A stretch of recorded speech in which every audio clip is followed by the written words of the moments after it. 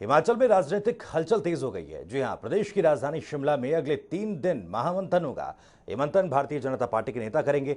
इसी के चलते वादियों में सियासी सरगर्मियां बढ़ने लगी हैं। इस मंथन का आज पहला दिन है। दरअसल मुख्यमंत्री जयराम ठाकुर, केंद्रीय वित्त मंत्री अनुराग ठाकुर, पूर्व मुख्यमंत्री प्रेम कुमार धूमल, बीजेपी प्रदेश प्रभारी अविनाश राय खन्ना और बीजेपी प्रदेश सह प्रभारी संजय टंडन विशेष रूप से यहां मौजूद होंगे।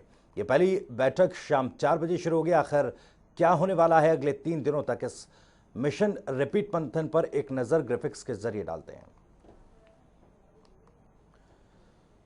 तो मिशन रिपीट मंथन में क्या कुछ खास है। शिमला में 3 दिन मंथन करेगी हिमाचल बीजेपी।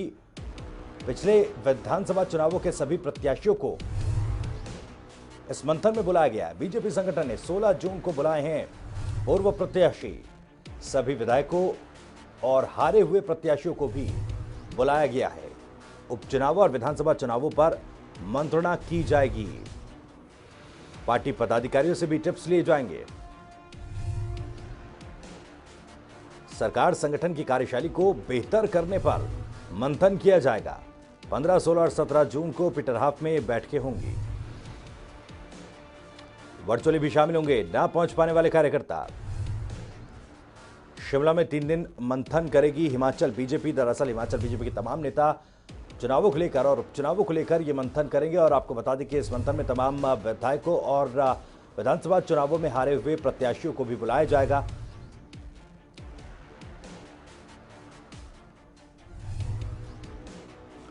उपचुनावों, विधानसभा चुनावों पर मंत्रणा की जाएगी। पार्टी पदाधिकारियों से टिप्स भी लिए जाएंगे। सरकार संगठन की कार्यशैली को बेहतर करने पर मंथन होगा। 15, 16 और 17 जून को पीटरहाफ में ये बैठकें होंगी। वर्चुअल भी शामिल होंगे ना पहुंच पाने वाले कार्यकर्ता। शिमला में 3 दिन मंथन करेगी हिमाचल बीजेपी। पिछले विधानसभा चुनावों के सभी प्रत्याशियों को बुलाया गया है। तो इसी को लेकर राजनीतिक सरगर्मी हिमाचल प्रदेश में तेज हो गई है। हालांकि आपको बता दें कि मौसम के लिहाज से फिलहाल हिमाचल प्रदेश के कई इलाकों में मौसम का मिजाज बिगड़ा है। बारिश हो रही है, कई जगहों पर ओलावृष्टि भी हो रही है। लेकिन फिलहाल राजनीतिक गर्मी जो है वो बढ़ी हुई है। मिशन रिपीट मंथन में लगी है हिमाचल बीजेपी। और क्या है ये मिशन रिपीट मंथन, ये हम इस ग्राफिक्स के जरिए आपको दिखा रहे हैं। विकास शर्मा हमारे संवाददाता ज्यादा जानकारी के साथ शिमला से हमारे साथ जुड़ रहे हैं। विकास, बीजेपी 3 दिनों तक मंथन करेगी, क्या कुछ खास रहेगा इस मंथन में? बिल्कुल, और ये बैठक जो है काफी कई मायनों में महत्वपूर्ण जो है ये बैठक मानी जा रही है। एक तरफ अब उपचुनाव जो है वो आने हैं। एक सांसद का उपचुनाव है जो कि मंडी से होना है, मंडी लोकसभा सीट से होना है, और 2 जो हैं वो विधानसभा के उपचुनाव होने हैं, जिनमें से एक जुब्बल कोटखाई का होना है और दूसरा फतेहपुर का होना है। तो ऐसे में 3 उपचुनाव है। इसकी तैयारी कहीं ना कहीं मंथन इसी बैठक के जरिए जो है वो यहाँ पर किया जाएगा। तस्वीरें आपको मैं दिखाना चाहूंगा। भविष्य ये होटल पीटरहाफ है जो कि राज्य अतिथि गृह है, और यहाँ पर हलचल देखते ही बनती है। राजनीतिक सरगर्मियां निश्चित रूप से तेज हैं। लगातार नेताओं का आना यहाँ पर जानी है। और ऐसे में अनुराग ठाकुर जो कि केंद्रीय वित्त राज्य मंत्री हैं वो यहाँ पर पहुंच चुके हैं। इनके अलावा पूर्व मुख्यमंत्री प्रेम कुमार धूमल वो यहाँ पर मौजूद हैं। महासचिव जो हैं, महामंत्री जो हैं, वो पार्टी के यहाँ पर कई पदाधिकारी जो है वो यहाँ पर मौजूद हैं।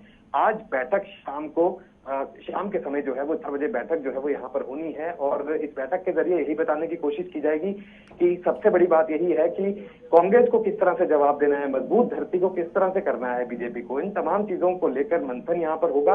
वहीं रिपोर्ट कार्ड जो है वो भी यहाँ पर मांगे जाएंगे।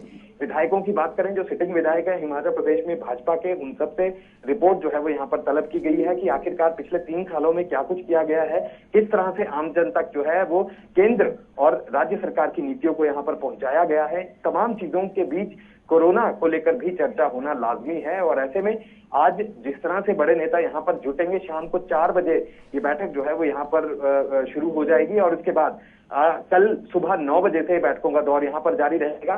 17 तारीख तक, यानी कि अगले 3 दिन तक हम आपको दिखाएंगे होटल पीटरहाफ में क्या चिंतन होता है, क्या मंथन होता है, और किस तरह से आगामी रणनीति जो है वो यहाँ पर बनाई जाती है। क्योंकि सेवा ही संगठन भाग 2 उसको लेकर चर्चा होगी कि बीते कोरोना काल के दौरान जो है वो किस तरह से नेताओं ने बूथ स्तर पर जाकर जो है वो लोगों की हेल्प की है, लोगों की मदद की है, चाहे वो खाने पीने की मदद हो, दवाइयों की मदद हो या फिर अन्य सेवाएं जो है वो यहाँ पर भाजपा ने लोगों को दी हैं। तमाम चीजों को लेकर चर्चा यहाँ पर होगी, मंथन यहाँ पर जारी होगा, लेकिन 4 बजे के बाद भविष्य में। बिल्कुल विकास, जैसा कि ये कहा जा रहा है कि जो विधानसभा चुनाव में हारे हुए प्रत्याशी हैं उनको भी बुलाया जाएगा, तो क्या किसी खास रणनीति किसी तरह की बनाई जा रही है, क्योंकि उपचुनाव होने वाले हैं, तो ऐसे में किस तरह का फॉर्मूला तैयार करने की और क्या समीकरण बैठाने की कोशिश है?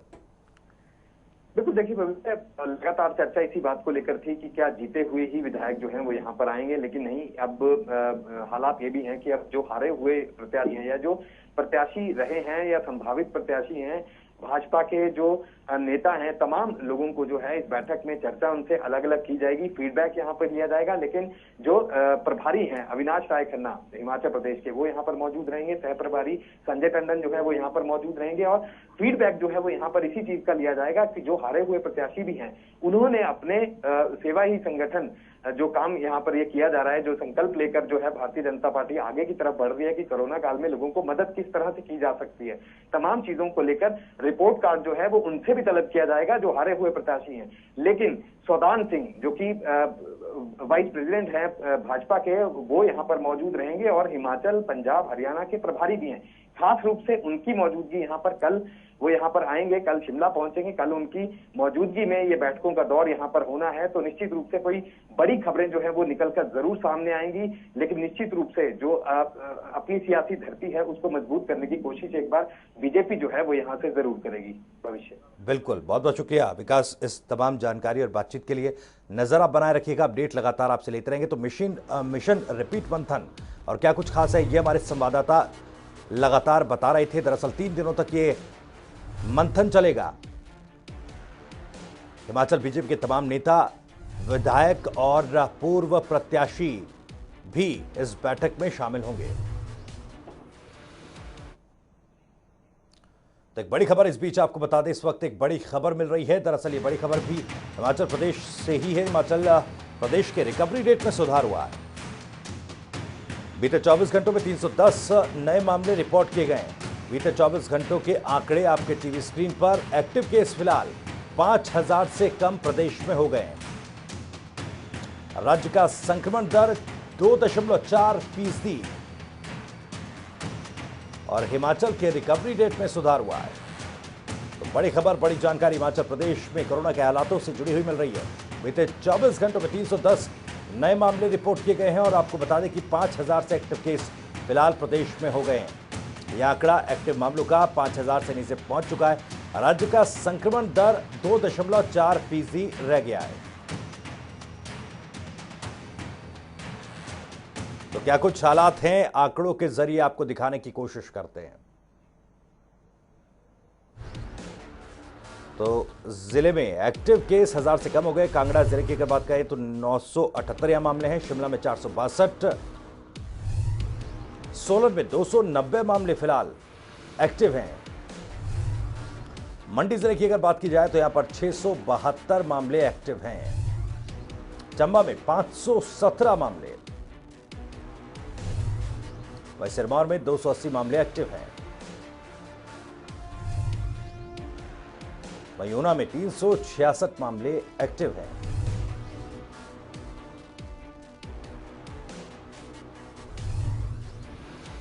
हमीरपुर में 357 मामले एक्टिव हैं। कुल्लू में 213 मामले एक्टिव हैं फिलहाल। वहीं किन्नौर में 131 मामले एक्टिव हैं।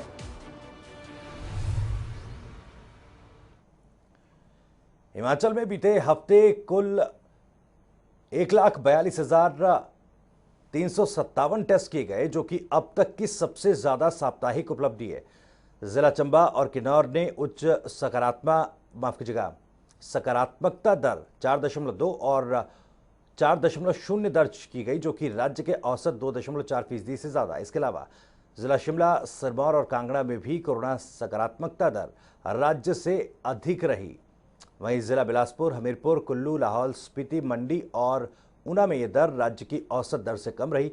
इनमें से लाहौल स्पीति ने 165 मामलों के साथ सबसे कम 1.9 की सकारात्मकता दर दर्ज की गई है।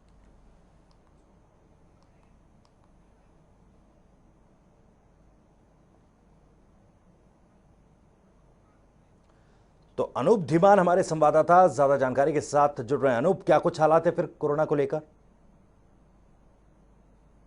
देखिए, वैसे सबसे पहले तो मैं आपको कोरोना अपडेट दे दूं कांगड़ा की। तो कांगड़ा की मैं अगर बात करूं तो जो एक्टिव केसेस की संख्या लगातार 1000 से ऊपर बनी हुई थी, वो 1000 से नीचे चली गई है। अब 978 केस जो हैं वो एक्टिव रह गए। लेकिन दूसरी तरफ जो मौत का आंकड़ा है वो 1000 से ऊपर चला गया। 1006 लोगों की मौत जो है जिला कांगड़ा में अब तक हो चुकी है।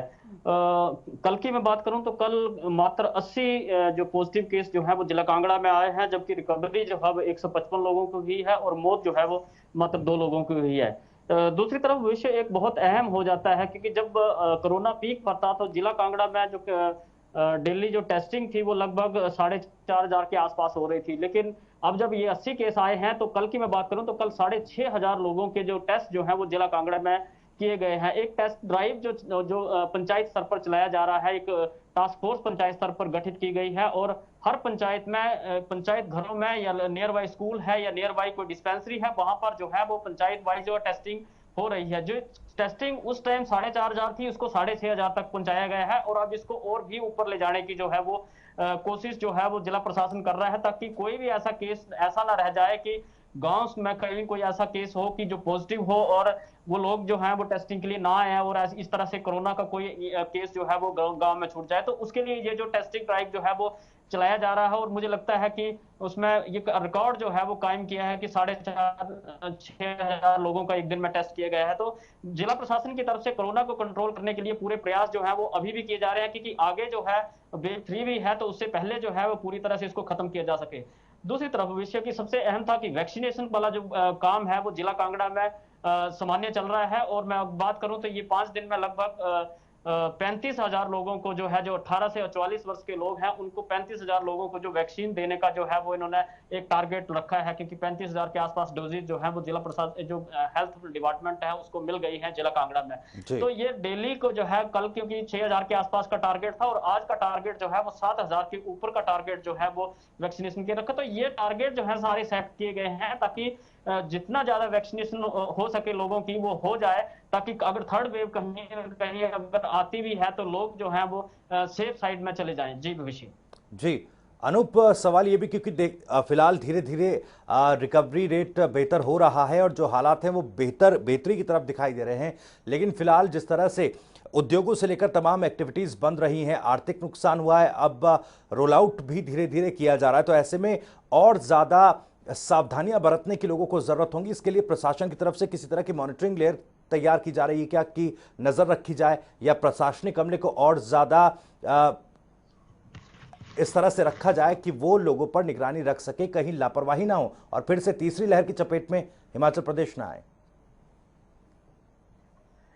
बिल्कुल सही सवाल है, क्योंकि अभी क्योंकि आर्थिकी जो है वो जो मेन आर्थिकी है वो टूरिज्म है और टूरिज्म का जो मुख्य सीजन है वो खत्म हो गया जी। एक बहुत बड़ा नुकसान हिमाचल प्रदेश को हुआ, लेकिन आगे इस तरह की परिस्थितियां ना बने। अगर मैं जिला कांगड़ा की बात करूं तो जिला प्रशासन ने हर गांव में हर पंचायत में टास्क फोर्स का गठन किया है, जिसमें पंचायत का प्रधान जो है उसको उसका अध्यक्ष बनाया है और उसकी देखरेख में जो वार्ड मेंबर्स हैं और स्थानीय जो उस गांव के टीचर्स हैं उनको लगाया है। और ये पूरी टास्क फोर्स जो है वो कौन पॉजिटिव आ रहा है और वो पूरी सतर्कता वो अपने घर में रह रहा है नहीं रह रहा है या उसके कॉन्टैक्ट जो हैं वो कहीं बाहर तो नहीं जा रहे हैं, और उसके अलावा जो वैक्सीन है वो भी उन जो लोगों को प्रॉपर मिल रही है। मतलब ये सारी चीजों के लिए जो है ये टास्क फोर्स जो है वो पूरी तरह से लोगों के ऊपर नजर रख रही है। दूसरी तरफ जो पुलिस प्रशासन है, जैसे गांव या शहर जो है, शहरों में जो लोग निकल रहे हैं या बिना मास्क के या सोशल डिस्टेंसिंग नहीं तो उसके लिए जो पुलिस प्रशासन है वो भी पूरी नजर रख रहा है। उसके अलावा जो कर्फ्यू टाइम है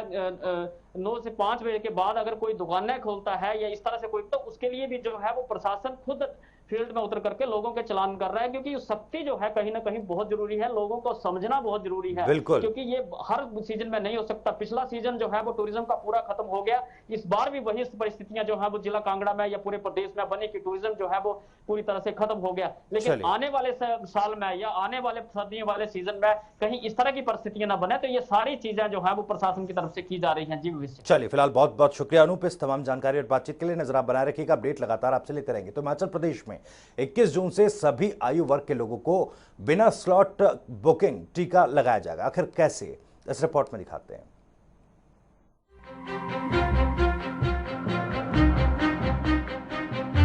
हिमाचल प्रदेश में कोरोना का खौफ एक समय पर कम होने का नाम नहीं ले रहा था और अब धीरे धीरे जब मामले कम होने लगे हैं तो प्रदेश सरकार की तरफ से अब तेज रफ्तार के साथ वैक्सीनेशन अभियान भी चलाया जा रहा है।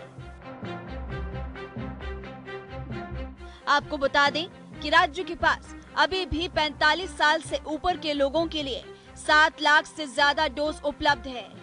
ऐसे में 21 जून के बाद अब सभी एक ही श्रेणी में आ जाएंगे और ये 7 लाख डोज सभी आयु वर्ग को लगना शुरू हो जाएगी। अभी तक युवाओं यानी कि 18 से 44 आयु वालों को वैक्सीन लगाने के लिए स्लॉट बुकिंग करवानी पड़ रही थी, लेकिन 21 जून से युवाओं के लिए भी स्लॉट बुकिंग करवाने का झंझट खत्म हो जाएगा। स्वास्थ्य विभाग का मानना है कि इससे वैक्सीनेशन को बढ़ावा मिलेगा। ऐसे में 21 जून के बाद अब सभी एक ही श्रेणी में आ जाएंगे और ये 7 लाख डोज सभी आयु वर्ग को लगना शुरू हो जाएगी। इससे लोगों को तो राहत मिलेगी ही, साथ ही वैक्सीनेशन अभियान में भी तेजी आएगी। ब्यूरो रिपोर्ट, जनता टीवी।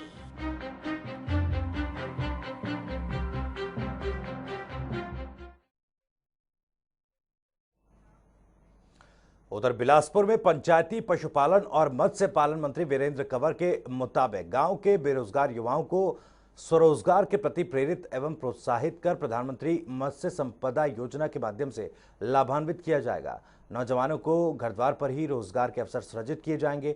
कन्वर्जेशन मॉडल के तहत मनरेगा के साथ जोड़कर पानी और जमीन की उपलब्धता के मद्देनजर फ्री ऑफ कॉस्ट तालाब बनाकर दिए जाएंगे। यही नहीं, सीड और फीड के लिए 60% सब्सिडी भी प्रदान की जाएगी। इसके अलावा नौजवानों को टाउट फिशिंग के लिए फ्री में रेसवे निर्मित किए जाएंगे ताकि वो घर द्वार पर ही आर्थिक उन्नति कर सकें। मत्स्य विभाग को लेकर के प्रधानमंत्री मत्स्य संपदा योजना जो है वो हम एक प्रोजेक्ट बना करके भेजा है और उसके फर्स्ट फेज में जो है वो हमें 45 करोड़ रुपए की जो है वो सब्सिडी मिली है।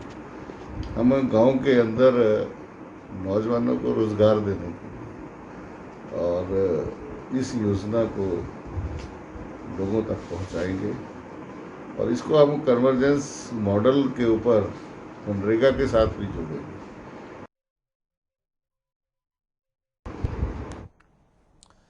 तो बेरोजगारों को रोजगार मिलेगा। फ्री ऑफ कॉस्ट तालाब बनाने का ऐलान किया गया है। युवाओं के लिए ये तालाब बनाया जाएगा। आपको बता दें कि पंचायती राज मंत्री ने ये ऐलान किया है। फ्री ऑफ कॉस्ट तालाब बनाया जाएगा, बेरोजगारों को इससे रोजगार मिलेगा।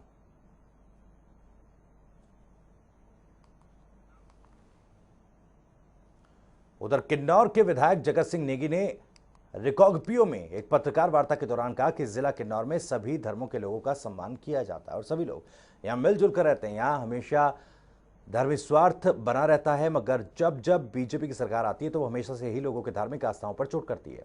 ऐसे ही जिला किन्नौर के रिकाग्पियो में है, जहाँ बौद्ध आस्था के लोगों की तरफ से द्युंकुर माने फाने स्थापित किया गया ताकि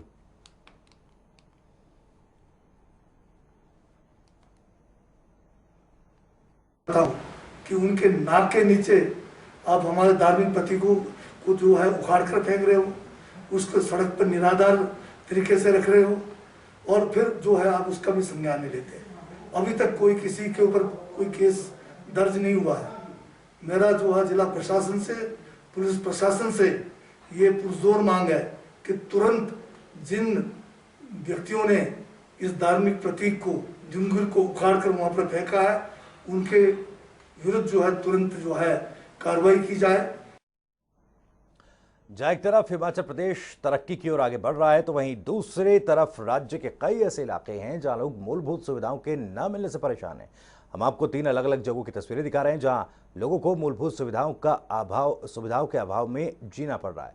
पहली तस्वीर नूरपुर के नागाबाड़ी गांव की है, जहां लोग पिछले करीब 3 दशकों से बिजली की समस्या से परेशान हैं। लोगों का कहना है कि गांव में सिंगल फेज बिजली आने से इनके घरों में कोई बड़ा उपकरण नहीं चल पाता। वहीं बच्चों की ऑनलाइन क्लास भी सिंगल फेज होने से प्रभावित होती है और फिलहाल इसका कोई समाधान होता नजर नहीं आ रहा। दूसरी तस्वीर रखी के सरियाज गांव की है, जहां लोगों के लिए अभी तक इंटरनेट का सिग्नल नहीं पहुंच पाया, जिसके चलते स्कूली बच्चों को अपनी ऑनलाइन क्लासें लगाने में काफ़ी दिक्कतों का सामना करना पड़ रहा है। इसके अलावा तीसरी तस्वीर नूरपुर के लदौड़ी गांव की है, जहां लोग काफ़ी समय से सड़क की समस्या से परेशान थे, लेकिन अब वन मंत्री राकेश पठानिया ने इस गांव में रोड का शिलान्यास किया। आपको बता दें कि इस रोड के बन जाने से फॉरेस्ट विभाग के साथ स्थानीय निवासियों को फायदा पहुंचेगा।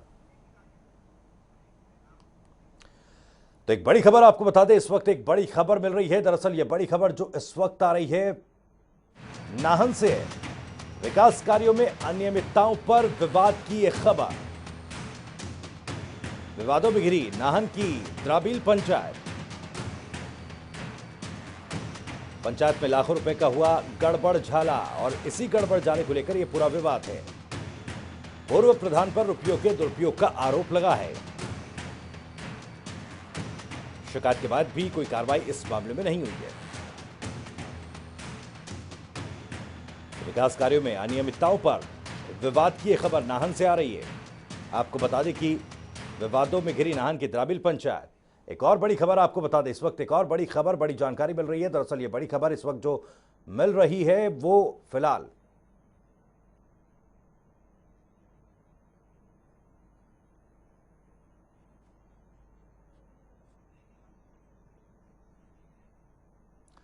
चलिए बड़ी खबर आपको बताएंगे, लेकिन हिमाचल प्रदेश में क्राइम ग्राफ लगातार बढ़ रहा है।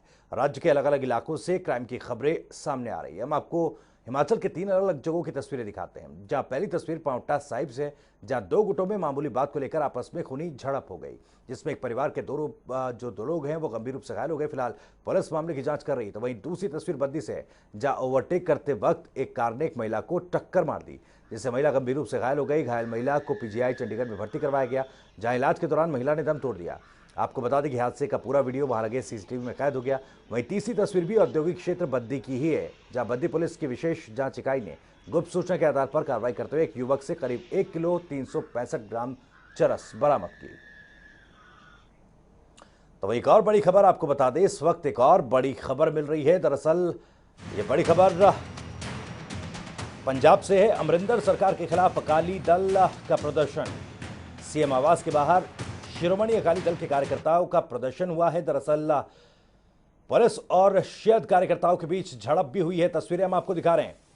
ये तस्वीरें मोहाली की है, जहां पर अमरिंदर सरकार के खिलाफ शिरोमणि अकाली दल के कार्यकर्ताओं ने प्रदर्शन किया है, विरोध प्रदर्शन किया है। आपको बता दें कि इस बीच पुलिस ने हल्का बल प्रयोग भी किया। एक तरफ दो तस्वीरें आपके टीवी स्क्रीन पर है। एक तरफ जहां अकाली दल प्रदर्शन कर रहा है, तो दूसरी तरफ पानी की बौछार पुलिस की तरफ से की गई। फिलहाल रुक रहे कुछ देर के लिए, लेकिन जनता टीवी पर